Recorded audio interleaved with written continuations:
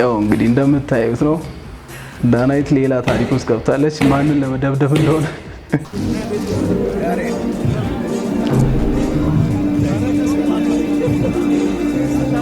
ራሽ በግል አውሮፕላን ያከበርሽ አሁን ለዚች እናት ለዚች ሴት መድረስ አቁቶሽ ጭራሽ አንቺም እርዳታ ጥሪ ለኛ እንትን ትያለሽ እንዴ አንቺ ገንዘብ አለሽ ለምን አታሳክሚያትም ያው ሁለቱንም ፎቶ አንድ ላይ ያስቀምጬላችኋለሁ የሷንና የዝናሽን እና ቁጭ ዝናሽን ነው የምትመስለው ሰላም እንዴት ናችሁ ዲቻናል ቤተሰቦች አማን ነው ሰላም ነው አለን በበኩል ያሉ ይመስገን ፈጣሪ ዛሬም እንደተለመደው ሰሞኑን ሶሻል ሚዲያ ላይ መነጋገር የሆኑ ጉዳዮች ዲጂታል መጥቻለሁ ከዛ በፊት ግን ባለፈው እንደምታስታውሱት ከግብረ ሰዶማውያን ጋር የተያያዘ አንድ ቪዲዮ ሰርቼ ነበር በዛ ምክንያት እንግዲህ በዚህ ዩቲዩብ ቻናል የሚለቀቁ ነገሮች ብዙ ሰዎች ጋር እንዳይደርሱ እገዳ ተጥሎብኛል ግን እኔ መቼም አይቆጨኝም እንኳን ተናገርኳቸው ብዬ ነው መጀመሪያም በቪዲዮ ነግሬያችሁ ነበር ጭራሽ ቻናሌን ሊዘጉብኝ ይችላሉ ይሄን ሪስክ ወስጄ ነው ማወራው ያልኩ ነበር ዩቲዩብ በዚህ ቪዲዮ ምክንያት ከቀናት በኋላ ቻናሌን ሊያጠፋብኝ ይችላል ምክንያቱም ስለነዚህ ሰዎች ዩቲዩብ ላይ አስተያየት መስጠት አልችልም ምንም እነሱ ልትላቸው አልችልም እና ማውራት እንዳለብኝ ስለተሰማኝ ይሄንን ህግ ጥሼ ነው ያወራው ያለው ለማንኛውም አዲስ ቻናል ከፍቻለሁ ዲስክሪፕሽን ላይ ገብታችሁ የመጀመሪያው ሊንክ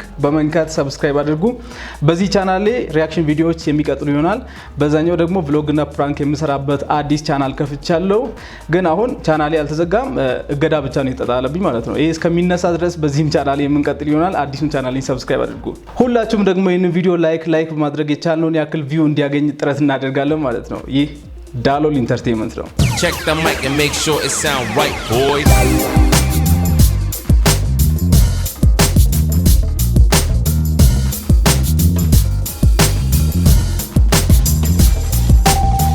እና በዚህ ሳምንት በጣም ብዙ መነጋገሪያ የሆኑ ጉዳዮች አሉ ሶሻል ሚዲያ ላይ ከነዛም ውስጥ የሃናን ታሪክ በጣም አወዛጋቢ ጉዳይ አለ ሌላኛው ደግሞ የጠቅላይ ሚኒስትር አብይ አህመድ ልጅ ናት የተባለች አንድ ልጅ አለች ሶሻል ሚዲያ ላይ ሰሞኑን የሷ ቪዲዮ የተሰራጨ ነበር ጉዳዩ ምንድነው አንድ ላይ ምን ይሆናል የዳናይት አዲሱም ስራ አለ ሌላኛው ደግሞ የቴዲ አፍሮ የክብር ዶክትሬት ሽልማትን በተመለከተ እዚሁ ስካይላይት ሆቴል ላይ የተደረገ ዝግጅት አለ እዛም የተፈጠሩ አንዳንድ ነገሮች አሉ ሁሉንም እናያለን ወደ መጀመሪያው ቪዲዮ እንለፍ ድሮ አይጣፍጥም ያልኳት ሽሮ አሁን እኔው ጋር ነክሶሮ ውድ ሲሆንብኝ ኑሮ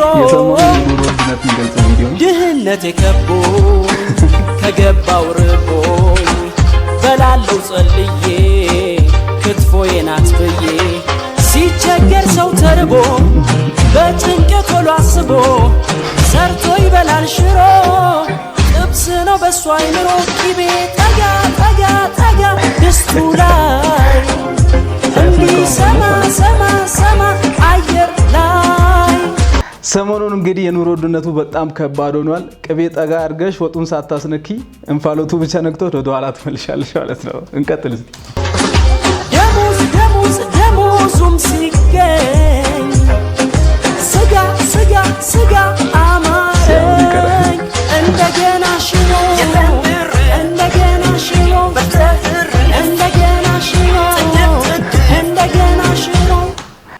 ለማንኛውም በጣም ተመችቶኛል በጣም ታለንት ያለው ልጅ ነው ዘፈኑን ወደ ራሱ ቀይሮት ግጥሙን ራሱ ሰርቶ እንደዚህ አድርጎ ማቅረብ በጣም ከባድ ነውና ይመሽ ኃይሌ ገብረስላሴ የሰለሞን ባረጋን ሩጫ የተከታተለበት ሁኔታ በጣም የሚገርምና ብዙ ሰዎች የተቀባበሉት ሆኗል እስቲ አይተን እንመለስ ስሜቱ በጣም የሚገርም ስለሆነ ተመችቶኛልና ቪዲዮን ልጋብዛችሁ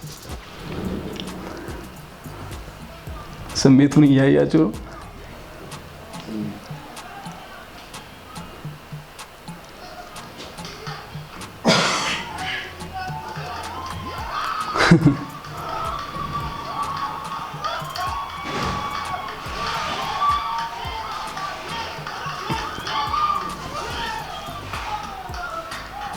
በጣም ደስ የሚል ነው እንግዲህ ለሀገር ፍቅር ያለው ሰው እንደዚህ ነው የሚሆነው ለራሱ ብቻ ሳይሆን ሌላውም እንዲያሸንፍ ይፈልጋልና በጣም ተመችቶኛል ኃይሌ ሌላኛው ሰሞኑን መነጋገሪያ የሆነው ነገር አዲስ አበባ ውስጥ እንግዲህ በምሽት የሚደረጉ ነገሮች ከጊዜ ወደ ጊዜ በጣም ከባድ እየሆኑ ነው ያሉት ጭራሽ ስትሪፐር ምናምን የሚባሉ የውጭ ሀገር ይሄ ዳንስ ቤቶች ውስጥ ራቁታቸው የሚጨፍሩ ምታቁ ካላችሁ እንደዛ ተጀምሯል ለማንኛውም ቪዲዮን ልጋብዛችሁና ስለዚህ ጉዳይ እናወራለን ያው ያያችሁ ነው እንግዲህ እንጨቱ ላይ ምን እየሆነች እንደሆነ ይሄ እንግዲህ አዲስ አበባ ውስጥ ነው ወይ አሜሪካ ወይ አውሮፓ እንዳይመስላችሁ ያያችሁ ነው አይደለ ይሄን ቪዲዮ ልድገምላችሁ ብረቱ ላይ እንዴት እንደምትሆን እያያችሁ ነው አይደለ? ይሄ ሰው ቁጭ ብሎ የሚጠጣበት ቦታ ማለት ነው።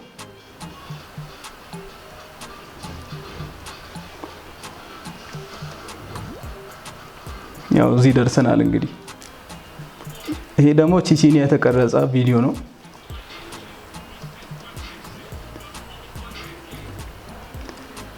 እያያችሁ ነው አይደለ? እና እነዚህ ቪዲዮዎች ሰሞኑን ሶሻል ሚዲያ ላይ በጣም ብዙ ሰዎች ሼር እያደረጉና ኮሜንት እየሰጡባቸው ይገኛሉ። እኔ ስለዚህ ጉዳይ ምንድነው ማለት ብችለው ከዚህ በፊት እንደምታውቁት ግብረ ሰዶማውያንን ተናግሬ ቻናሌ እንደገና እንትን ተብሏል። አሁንም ግን ይሄንን አውርቼም ሌላ ችግር ሊመጣብኝ ይችላል አላቅም። ግን በጣም እኔ እንዴት እንደምገልጸው አላቅም። አዲስ አበባ ውስጥ እንደዚህ አይነት ነገር ባይፈጠር ደስ ይል ነበር። መቼስ መንግስት እንደዚህ አይነት ነገሮችን አይቶ ዝም ብሎ የሚያልፍ ከሆነ በጣም ያሳዝናል።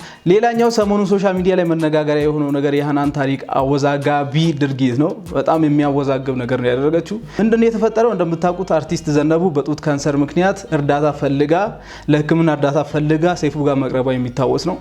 እንደውም ትላንትና ቤተሰብ አካባቢ ደወል አድርጌ ነበርና የልጅ አለሽ? አዎ አሉኛው። እኔ የምለምነው መስሎ ነው። በጣም የሚገርም ነገር እና ከዚህ ጋር በተያያዘ ሃናን ታሪክ አንድ ቪዲዮ ሰርታ ለቃ ነበር በቲክቶክ። ለአርቲስት ዘነቡ እርዳታ እናድርግላት እንድረስላት የሚል ቪዲዮ ሰርታ ነበር እና ከዛ በኋላ ብዙ ሰዎች ፖዚቲቭ ኮሜንት እየሰጡ ነበር። አንዳንድ ሰዎች ግን አንቺ ሀብታም ነሽ፣ ልደትሽን የምታከብሪበትን ሁኔታ ሁላችንም እያየን ነው፣ ጭራሽ በግል አውሮፕላን እያከበርሽ አሁን ለዚች እናት ለዚች ሴት መድረስ አቁቶሽ ጭራሽ አንቺም እርዳታ ጥሪ ለኛ እንትንት ያለሽ እንዴ? አንቺ ገንዘብ አለሽ ለምን አታሳክሚያትም? ወይ ደግሞ ገንዘብ ለሷ ለምን አትሰጪም? የሚል አስተያየት እየሰጡ ነበር ማለት ነው። ከዛ በኋላ ሃናን ምን ታደርጋለች? ይሄ አስተያየት ስለበዛ ይሆን ወይስ በሌላ ምክንያት አላቅም፣ ቪዲዮን ደልተዋለች ማለት ነው። ለእርዳታ የሰራችው ቪዲዮ እንደገና ደልተዋለች እና ይሄ ሰሞኑን ሶሻል ሚዲያ ላይ በጣም መነጋገሪያ ይሆናል። ስለዚህ ጉዳይ ያለኝ አስተያየት እሷ ለራሷ በግሏ ገንዘብ ልትሰጣት ትችላለች፣ ላሰጣት ትችላለች። ግን ሌሎች እንዲሰጡ ማድረጓ እና ለሷ እንዲደርሱ ማድረጓ በጣም የሚደነቅ ነው።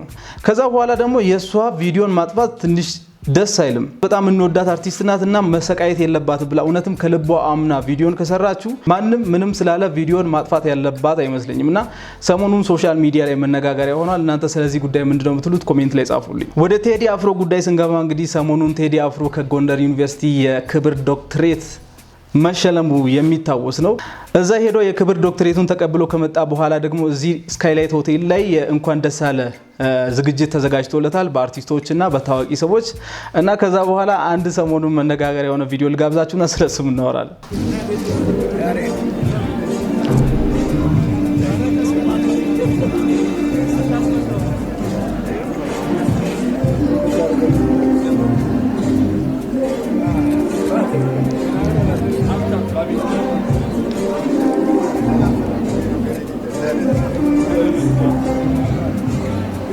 እና ስለዚህ ቪዲዮ ምንድነው ማውራት የፈለግኩት? ኢትዮጵያ ውስጥ አንድ የተለመደ ነገር አለ። የሀገራችንን አርቲስቶች ስናደንቅ ማሽቃበጥ አሽቃባጭ የምንባልበት ነገር አለና ይህንን ቪዲዮ የፖስተው ያሬድ ነጉ ነው። ከዛ በኋላ አንተ አሽቃባጭ ምንድነው እንደዚህ የምታሽቃብጠው ምናምን የሚል ብዙ ኮሜንት። እንደምታውቁት ያሬድ ነጉ መጀመሪያም አሽቃባጭ በሚል ቅጽል ስሙ ነው የሚታወቀውና ለምንድነው የምታሽቃብጠው ምናምን ብሎታል ብዙ ሰው እና እኔ በጣም ገርሞኛል። ቴዲ አፍሮ እኔ በጣም ማደንቆ ሰው ነው። ከዘፋኝነቱ በተጨማሪ ለሌሎች ምሳሌ የሚሆን ሰው ነው። ምክንያቱም እንደማንም እየቀረበ ሶሻል ሚዲያ ላይ እሱ ባለው እውቅና የሆነ ነገር ቢናገር ምን ያክል ተጽዕኖ እንደሚፈጠር እየታወቀ ግን ስለ ብዙ ነገር ዝም ብሎ የተነሳ አያወራም። ስለ ፖለቲካ አያወራም። ስለ የተለያዩ ነገሮች አላስፈላጊ ስለሆኑ ነገሮች አያወራም እና ይሄ ነገሩ በጣም ነው የሚመቸኝ። በዘፈን ያለው ብቃት ማንም የመሰከረለት ነው። አልበሙ በቢልቦርድ አንደኛ ደረጃ ላይ ተቀምጦ ኢትዮጵያን እንዳስጠራ ሁላችንም የምናውቀው ነገር ነው። ስለዚህ የእኛን ሀገር አርቲስቶች ስናደንቅ አሪፍ ናቸው ስንል አሽቃባጭ መባል የለብንም እና ያሬድ ነጉ የሰራው ነገር በጣም ደስ የሚል ነው እንጂ አሽቃባጭ ምናምን የሚያስብሉ አይደለም። አንዱ አንዱን ካላከበረ ደግሞ ወደፊት ማደግ የለምና የሚያከብሩ አርቲስቶችን የሚያደንቁ ሰዎች ዝም ብለን አሽቃባጭ ምናምን እያለን ሞራላቸውን ባንሰብር አሪፍ ነው ብዬ ነው ማስበው። ሌላኛው ሰሞኑን ሶሻል ሚዲያ ላይ መነጋገሪያ የሆነው ጉዳይ ደግሞ የአብይ አህመድ ልጅ ናት የተባለች አንድ ሴት አለች። ከኢትዮ ቲዩብ የዩቲዩብ ቻናል ጋር ያደረገችው ኢንተርቪው ተለቆ ሰሞኑን ሶሻል ሚዲያ ላይ የአብይ አህመድ ልጅ ጀግና ምናምን የተባለ ነበርና ይሄ ነገር ከመቼ እንደጀመረ ላሳያችሁ። እኔ እርግጠኛ አይደለሁም፣ ያልተጣራ መረጃ ስለሆነ ማለት ነው። የአብይ አህመድ ልጅ ናት አይደለችም ስለሚለው እርግጠኛ አይደለሁም እና ለምን እንደዚህ እንዳሉ ላሳያችሁ። መጀመሪያ ይሄ ቪዲዮ የተለቀቀው ከስንት ዓመት በፊት ከ5 ዓመት በፊት ነው ይሄ ኢንተርቪው የተለቀቀው በኢትዮ ቲቪ ዩቲዩብ ቻናል። አባቴ ደግሞ በትምህርት ቀልድ የለም፣ ስለዚህ ሲሪየስ ነው በትምህርት እና በቃ እሷ ፕራውድ እንደምታደርጋቸው አውቅ ነበረ እና እዚህ ስመጣ በቃ መጣ ነው የጀመርኩት እነሱንም ፕራውድ ለማድረግ እነሱን ለማስተዋወቅ ብዙ ሰው እቺን ሴት የአብይ አህመድ ልጅ ናት ያለበት ምክንያት አንደኛ ስሟ ኤደን አብይ ነው የሚለው፣ ሁለተኛው ደግሞ ቁጭ ዝናሽን ነው የሚመስለው። እዚህ ጋር እንደምታዩት ያው ሁለቱንም ፎቶ አንድ ላይ ያስቀምጬላችኋለሁ የሷንና የዝናሽን እና ቁጭ ዝናሽን ነው የሚመስለው። በዚህ ምክንያት ይመስለኛል ብዙ ሰው የአብይ አህመድ ልጅ ናት ያላት እና እርግጠኛ አይደለሁም፣ አሁንም ልትሆን ትችላለች። ግን ይህንን ፎቶ ተመልከቱ። እነዚህ ሁሉም የአብይ አህመድ ልጆች ናቸው፣ ሴቶቹ ማለት ነው። ያው ወንድ ልጅ አለው የሚያሳድገው በአዶፕሽን እና እነዚህ ሁሉም የአብይ አህመድ ልጆች ናቸው። ከነዚህ ውስጥ እቺን ሴት የሚመስል እኔ ላገኝ አልቻልኩም። ደግሞ ሌላኛው ምክንያት ሞስት ፕሮባብሊ የሱ ልጅ አይደለችም ያልኩበት ምክንያት ከ8 ዓመት በፊት የዋይት ሃውስ ኢንተርንሺፕ ተምራ ተመርቃለች።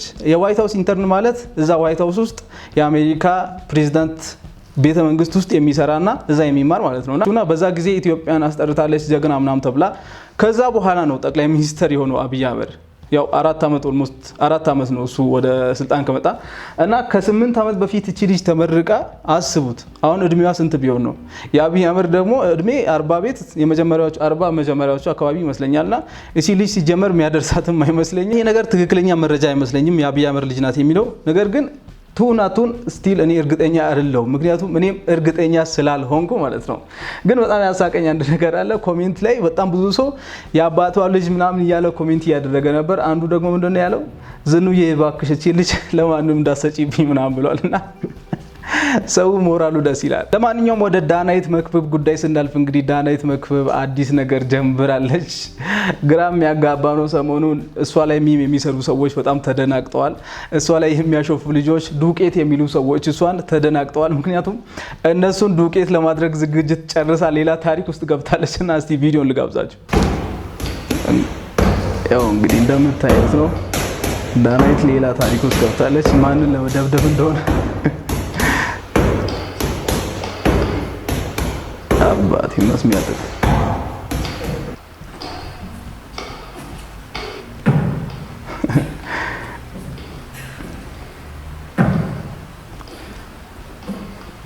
ዘመቻውን ልትቀላቀል ማለት ነው። እቺ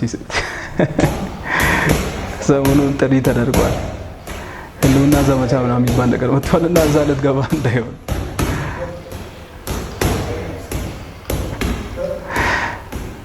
ደግሞ አባቴ በነጭ ነው የምትሰለጥነው።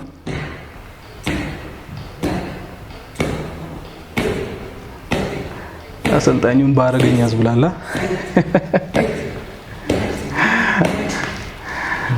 እና ከዚህ በኋላ እኔም አቁም ያለው ዳናይት ላይ ምንም ነገር ላለማውራት። ያው ፈርቻት አይደለም ግን ያው ሴት ልጅ መናገር ምናምን ጥሩ ስላልሆነ ትቻለው። ሌላው ደግሞ ሰሞኑን ሁሉንም ነገር ከፖለቲካ ጋር እያያዝን ነው። አንዱ ቤተሰብ ጨዋታ ፕሮግራም ላይ ቀርቦ ወይኔ የሚለውን ወያኔ ብሎ አንብቧልና እስቲ ቪዲዮ ልጋብዛችሁ። በጣም የሚያስቅ ቪዲዮ እያያችሁ አይደለ? ወይኔ የሚለውን ወያኔ ብሎ አንብቦ ስለ ወያኔ እያሳየ ነው። ስለ ትግሬ ምናምን ቁንጣ ታጋይ ተሰረ ኧረ የፖለቲካ ነፃነት ራሱ ግራ ገብቶታል። ነፃነት ግን አውቆታል ምን ለማለት እንደፈለገ እና አንተ ነው ታጋይ ወያኔ ወይኔ ነው እኮ የሚለው ወያኔ የሚል መስሎ ነው። እና ሁሉም ሰው ቁጭ ብሎ ፖለቲካ እንደሚከታተል አንድ ማሳያ ነው ይሄ ነገር።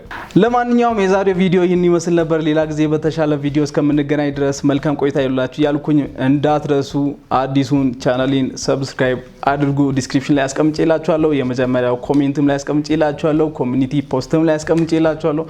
ሁሉም ቦታ ላይ ያላችሁ ኑቲ የሚል አዲስ ቻናል አለ። ገብታችሁ ሰብስክራይብ አድርጉ። እዛ ላይ ቭሎግና ፕራንኮችን እለቃለሁ። ፈታ እንላለን ማለት ነው። ይመቻችሁ። መልካም ቆይታ። ባይ ባይ። Check the mic and make sure it sound right, boys.